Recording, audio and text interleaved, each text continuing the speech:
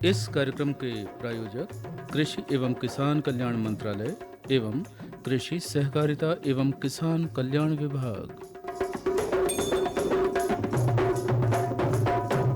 कार्यक्रम किसानवाणी सुन रहे हमारे तमाम श्रोताओं भाइयों बहनों को शैलेंद्र भैया और प्रतिभा बहन की राम राम। किसान भाइयों बहनों, आज के कार्यक्रम को आगे बढ़ाते हैं और सबसे पहले आज बात करते हैं कि आज की बात में हम क्या करेंगे। किसान भाइयों, आज हम बात करेंगे केचुआ खाद जैविक खेती की संजीवनी, इस विषय पर। बिल्कुल, ये विषय बहुत ही अच्छा है, हमारे श्रोताओं को ज़रूर सुनना चाहिए। साथ ही आज के मेहमान क्रम के बारे में भी हम बता देते हैं।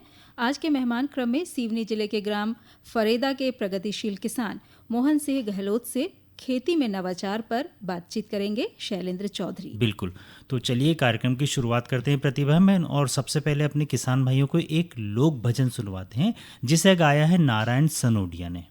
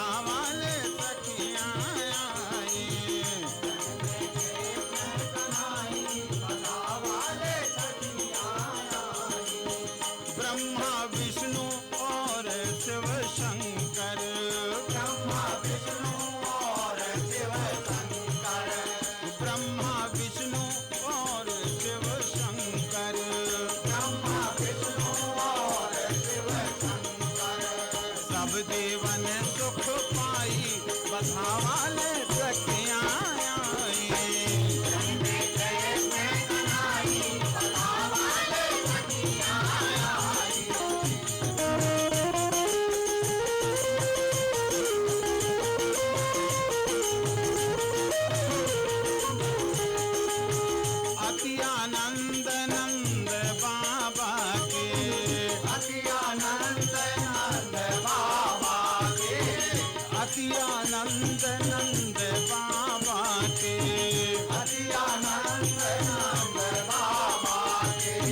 धन धन दान लुटाई बधावा ले सखियाँ आई।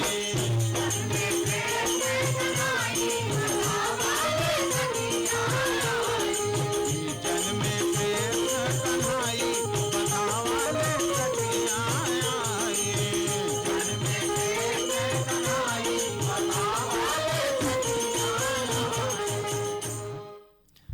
चलिए किसान भाइयों, इस सुंदर से लोक भजन के बाद अब जुड़ते हैं हमारी आज की बात से, जिसमें आज हम बात करने वाले हैं केचुआ खाद पर, जो जैविक खेती की संजीवनी मानी जाती है।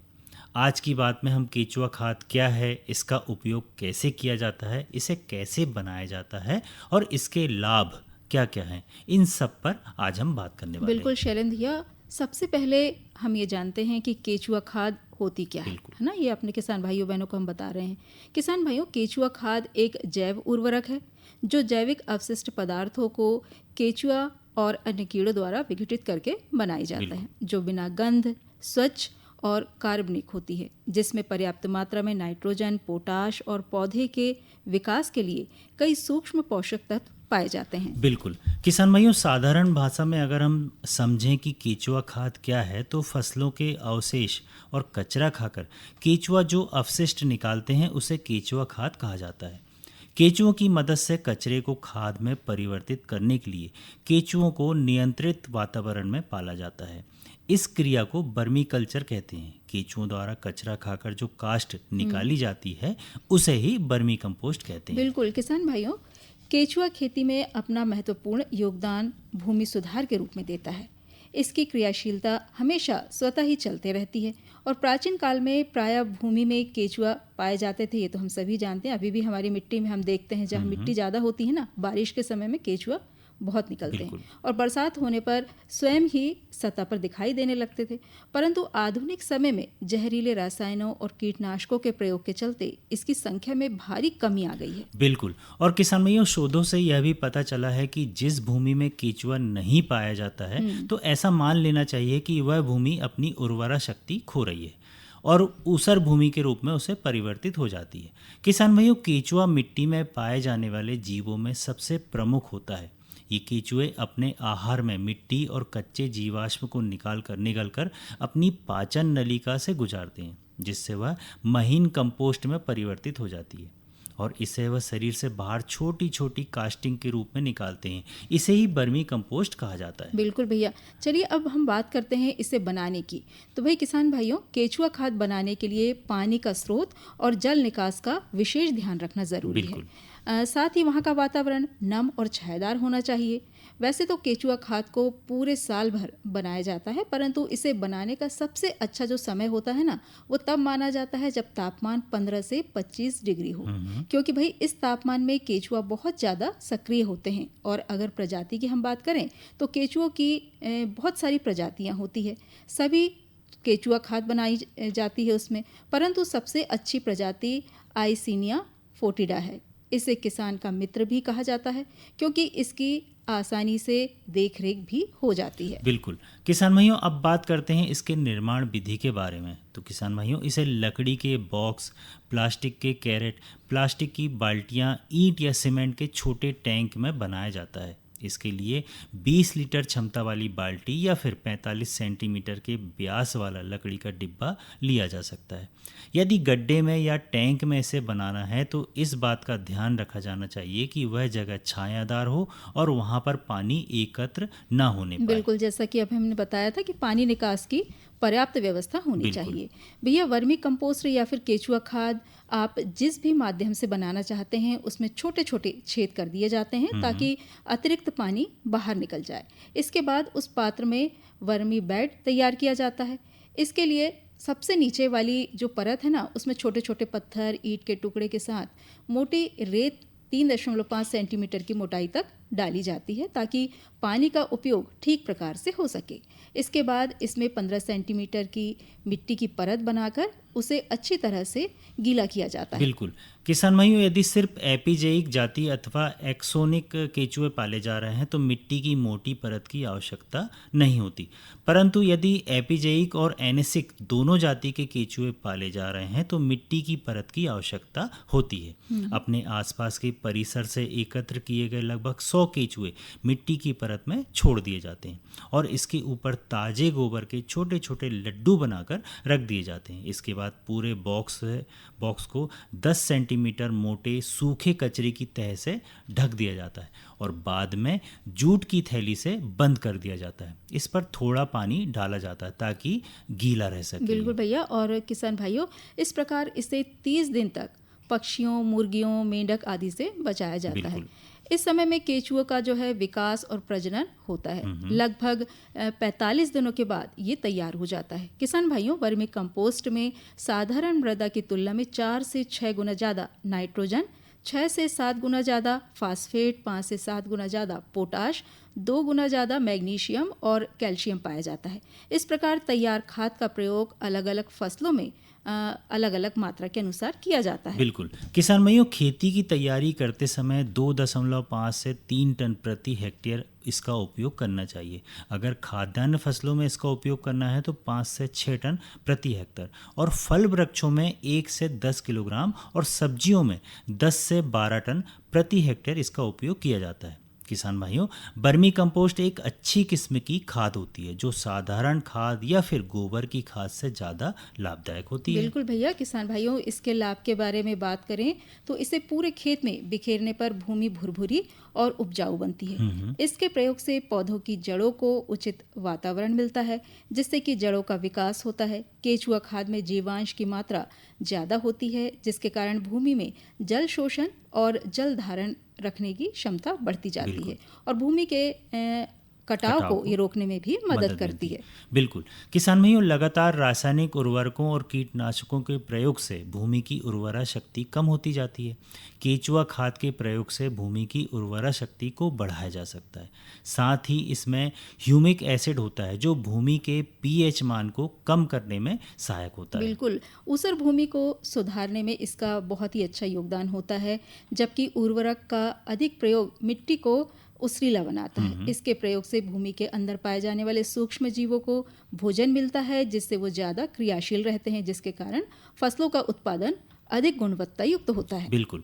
किसान भाइयों, केचुआ खाद टिकाऊ खेती के लिए महत्वपूर्ण है क्योंकि जहां एक ओर इसके प्रयोग से सिंचाई की लागत में कमी आती है, वहीं दूसरी तरफ यह प्रणाली प्राकृतिक प्रणाली और आधुनिक प्रणाली में सामंजस्य बैठाती है। और इसका सबसे बड़ा फ़ायदा तो ये है किसान भाइयों कि इससे हमारे पर्यावरण को कोई नुकसान नहीं होता। बिल्कुल। तो किसान भाइयों बहनों, आप भी ज़्यादा से ज़्यादा मात्रा में केचुआ खाद का उपयोग करें क्योंकि भाई बाज़ार में जैविक रूप से जो उत्पादित फलों सब्जियों को अच्छा मूल्य मिलता है। साथ ही मिट्टी की उर्वरा शक्ति को बढ़ाकर पैदावार ये बढ़ाता है। साथ ही किसानों को महंगे कीटनाशक जो होते हैं उसको खरीदने में कीटनाशक नहीं डालना पड़ता है। बिल्कुल। तो ये तो थी हमारी आज की बात किसान भाइयों केचुआ खाद पर। और अब चलिए सुनते हैं लोकगीत से, और लोकगीत में आपको सुनवाते हैं बलिराम धुर्वे और साथियों की आवाज़ में सुंदर सा लोकगीत। ले चल बिठा के रे गाड़ी वाले छेला, ले चल बिठा के गाड़ी वाले छेला, ले चल बिठा के गाड़ी वाले छेला, ले चल बिठा के राहों में मिले छेला, चले संग साथ रे गाड़ी वाले छेला, ले चल बिठा के गाड़ी वाले छेला, ले चल बिठा के गाड़ी वाले छेला, ले चल बिठा के, ले चल बिठा के भैया चले संग साथ रे गाड़ी वाले छेला, ले चल बिठा के गाड़ी वाले छेला, ले चल बिठा के गाड़ी वाले छेला, ले चल बिठा के।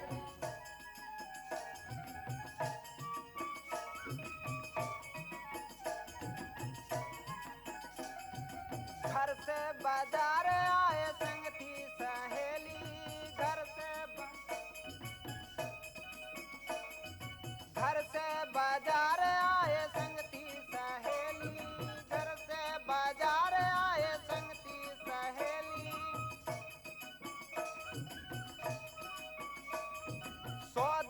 बेदेर भई रह गई अकेली, सौदले बेदेर भई रह गई अकेली।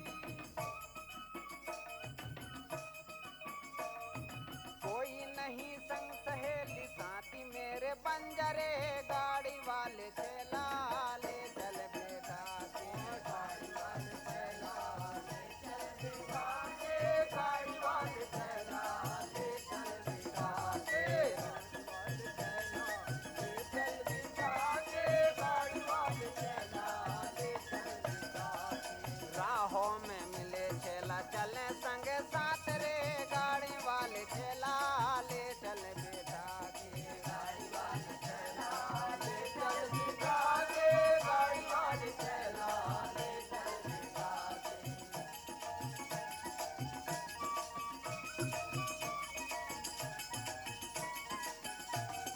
दूर दूर घर है रहे एक ही गाँव में,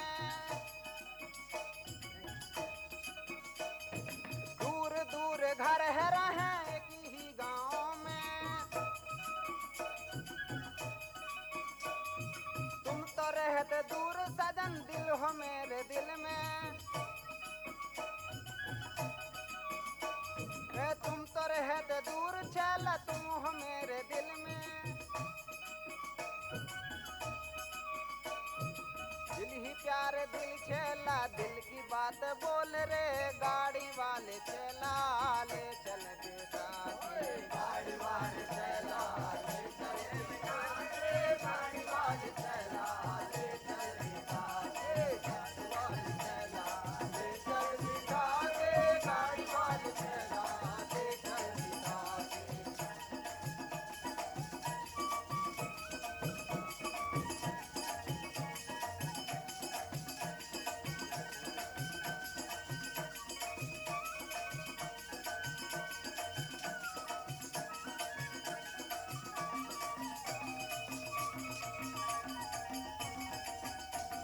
राहों में मिले चला चले संगे साथ रे, गाड़ी वाले चला ले चल बेटा के, गाड़ी वाले चला ले चल बेटा के, गाड़ी वाले चला ले चल बेटा के।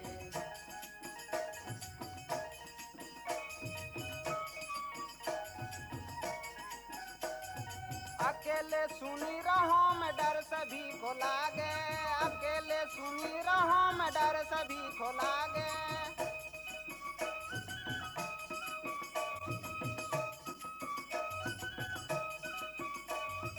अकेले सुनी राहों में डर सभी को लागे, अकेले सुनी राहों में डर सभी को लागे। सुनी राह साथी बन जा डर मोहे न लागे, सुनी राह साथी बन जा डर मोहे न लागे। पल भर के साथी बन के काम तो निकाल रे, गाड़ी वाले चला ले चल बेटा के, गाड़ी वाले चला ले चल बेटा के, गाड़ी वाले चला ले चल बेटा के, गाड़ी वाले चला ले चल बेटा के, गाड़ी वाले चला ले चल बेटा के, गाड़ी वाले चला ले चल बेटा के, गाड़ी वाले चला ले चल बेटा के, गाड़ी वाले चला ले चल बेटा के, गाड़ी वाले चला ले चल बेटा के, गाड़ी वाले चला ले चल बेटा।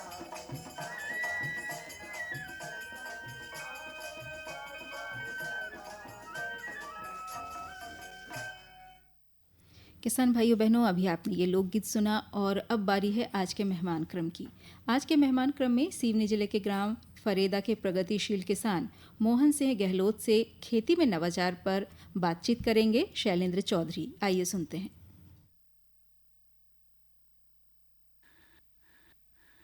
किसान भाइयों, आज कार्यक्रम किसान वाणी में मेहमान क्रम के अंतर्गत हमारे साथ है सिवनी जिले के ग्राम फरेदा के प्रगतिशील किसान मोहन सिंह गहलोत जी। ये कृषि में नवाचार के लिए प्रसिद्ध हैं।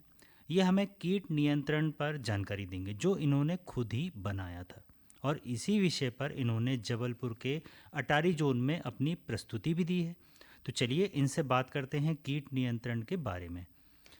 मोहन सिंह जी, आपका स्वागत है कार्यक्रम किसान वाणी में, और सभी किसान भाइयों बहनों की तरफ से आपको हमारी राम राम। राम राम सभी किसान भाइयों और बहनों को मेरा भी राम राम। मोहन सिंह जी, ये बताइए कि ये नवाचार क्या है, क्या आपने नवाचार किया है? जी, मैंने एक फसल कीट नियंत्रक यंत्र बनाया है। अच्छा, उसका नाम है ये। तो ये नवाचार करने का उद्देश्य क्या था? नवाचार करने का उद्देश्य यह था कि कुछ समय पहले फसल और न केवल हमारे आसपास के क्षेत्र में एक व्याधि, एक रोग आया और उस फसल को काफी नुकसान हुआ। सभी किसानों ने बाजार से भांति भांति के जो कीटनाशक हैं, रसायन, उनको लाकर उसका छिड़काव किया खेत में, लेकिन फसल को कोई भी राहत उससे नहीं मिल पाई। हमने भी सुना था कुछ सालों पहले अचानक एक रोग आया था। जी, और इसके कारण फिर ये हुआ कि जब कुछ नहीं हो पाया हमसे अपने स्तर पर, तो हमने संपर्क किया अपने कृषि वैज्ञानिकों से, कृषि विज्ञान केंद्र सिवनी से।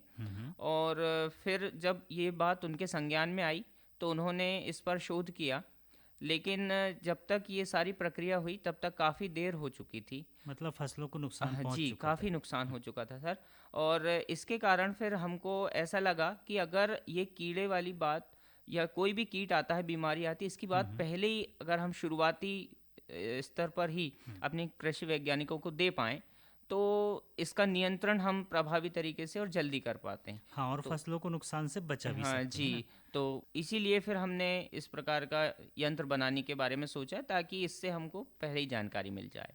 अच्छा, मगर ये जो आपने फसल कीट नियंत्रक यंत्र बनाया, इसको आपने कैसे बनाया और ये काम कैसे करता है? सर, ये काम करता है कि हमने देखी कि कीड़ों की प्रकृति होती है, जैसे हम दीपक जलाते हैं या बारिश के दिनों में हम देखते हैं कि लाइट के पास कीड़े ज़्यादा आकर्षित होते हैं।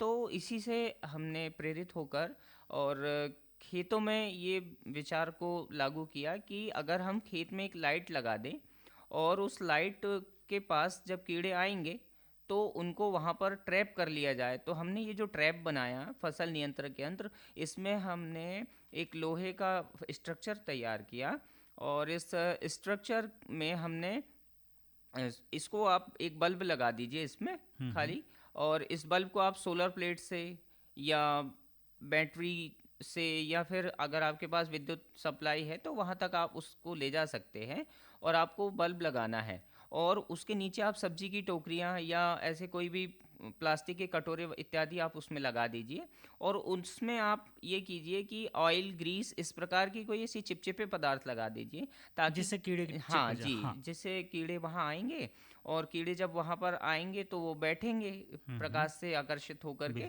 तो वो उसमें चिपक जाएंगे जी। अब वो बाहर निकल नहीं पाएंगे, फिर मतलब बाहर नहीं नष्ट हो निकल जाएंगे पाएंगे, कीड़े। नष्ट हो जाएंगे।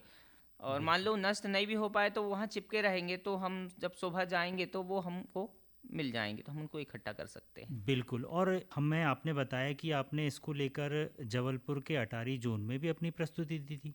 जी, वहाँ एक इस विषय पर कार्यक्रम था कि नवाचार जो किसानों के द्वारा किया गया है या किसी और आम नागरिक के द्वारा भी किया गया है, तो इसको वैज्ञानिकों और ये जो किसान लोग थे, आम जनता थी, इनके बीच एक संवाद का कार्यक्रम था, संगोष्ठी हम इसको कह सकते हैं।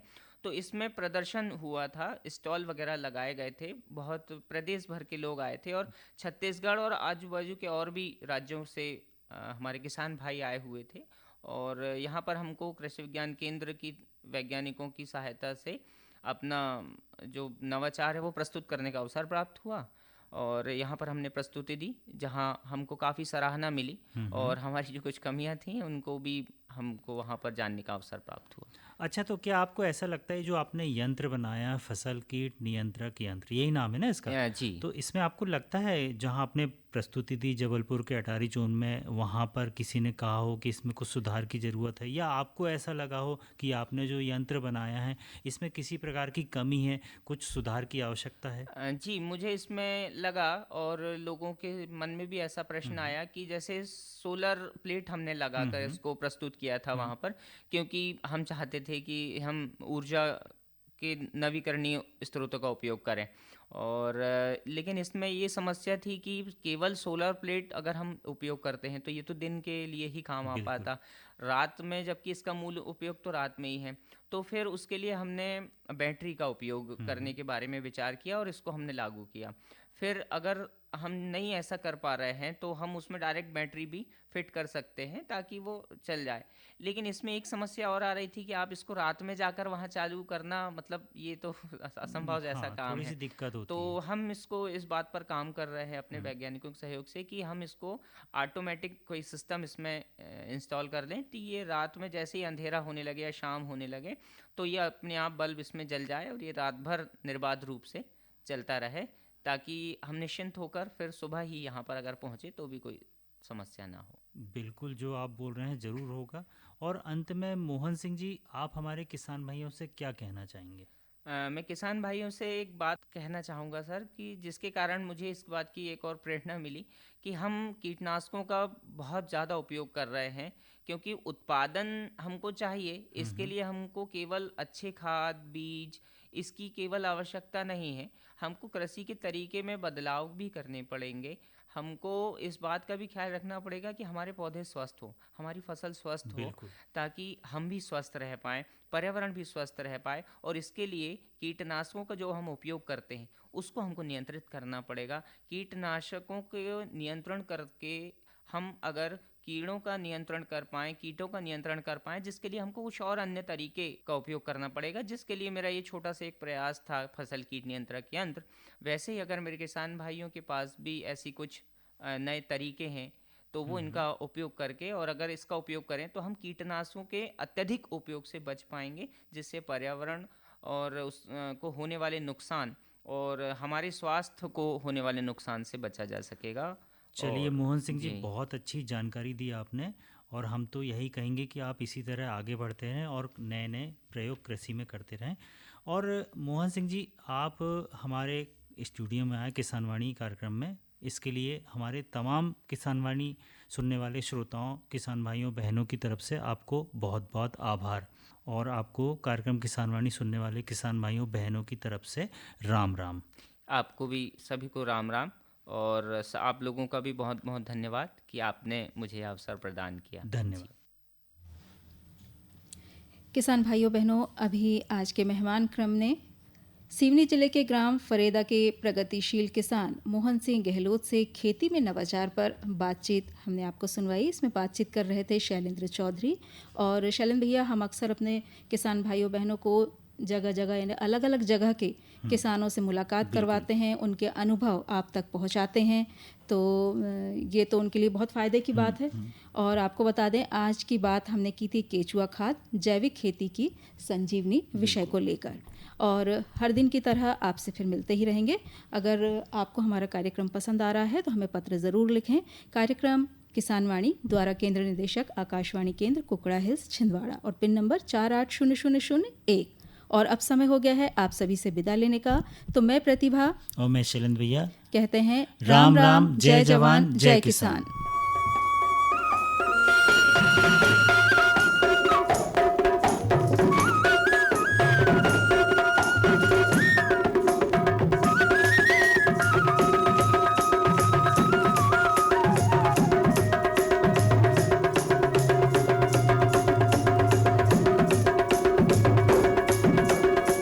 इस कार्यक्रम के प्रायोजक कृषि एवं किसान कल्याण मंत्रालय एवं कृषि सहकारिता एवं किसान कल्याण विभाग।